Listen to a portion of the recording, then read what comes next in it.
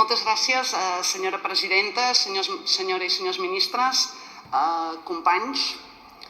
Deia Plató que el primer acte de corrupció d'un governant no és robar, és acceptar un càrrec per al qual no està preparat.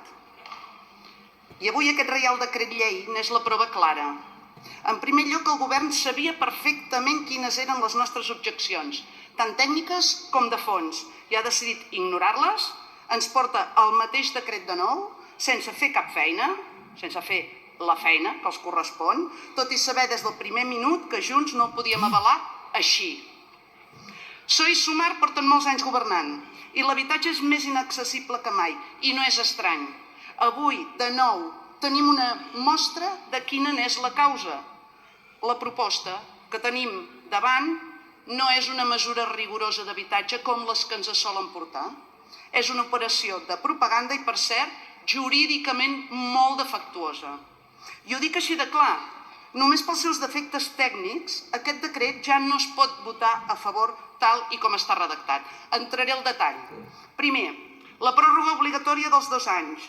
No s'exigeix que el llogater estigui al corrent de pagament. Això no és un oblit menor. És una negligència jurídica greu, perquè donen un dret automàtic sense condicionar-lo a que es compleixi la part més bàsica del contracte, que és pagar. Això descompensa absolutament l'equilibri contractual. Segon, l'excepció per necessitat del propietari.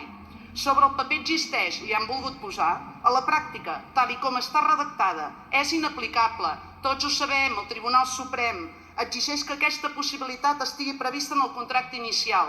I tots sabem també que en la immensa majoria d'aquests contractes no ho van incloure perquè ningú tan sols s'arribava a plantejar que el contracte se podria allargar per llei el temps que vostès han decidit.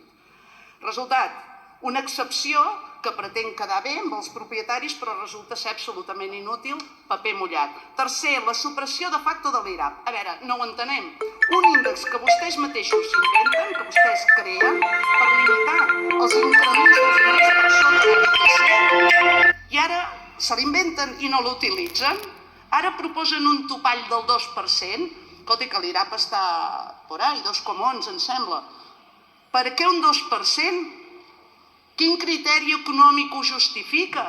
Cap. És una decisió absolutament arbitrària, el primer percentatge que els hi va passar pel cap. I no usar l'IRAP evidencia la manca de coherència de les seves polítiques. Quart, volien penalitzar els grans tenidors. Resulta que acaben beneficiant-los per sobre dels petits tenidors. Amb la seva deficient redacció han provocat que a les zones tensionades, com a Catalunya, passi exactament el contrari del que vostès pretenien. Ai-les. Cinquè, la col·lisió amb la pròrroga de 3 anys de la llei de l'habitatge. El mateix, ja que la doctrina ja està advertint del risc d'inaplicabilitat. Tots ho han llegit, de catedràtics de dret civil que ho estan dient. Estan generant una inseguretat jurídica sistèmica, falses expectatives i realment una futura litigiositat massiva. Però hi ha més. Més enllà d'aquests errors jurídics greus, hi ha un biaix ideològic persistent, una al·lèrgia sistemàtica als propietaris, a tots. Imposen noves càrregues, alteren contractes en vigor i no preveuen cap compensació, res, ni una. El govern convida a la festa i els privats la paguen, perfecte. Però el resultat de les seves polítiques els veu tothom. Tothom. Lloguers més cars que mai i cada cop més gent competint per llogar un mateix pis. 400 persones deien a Barcelona.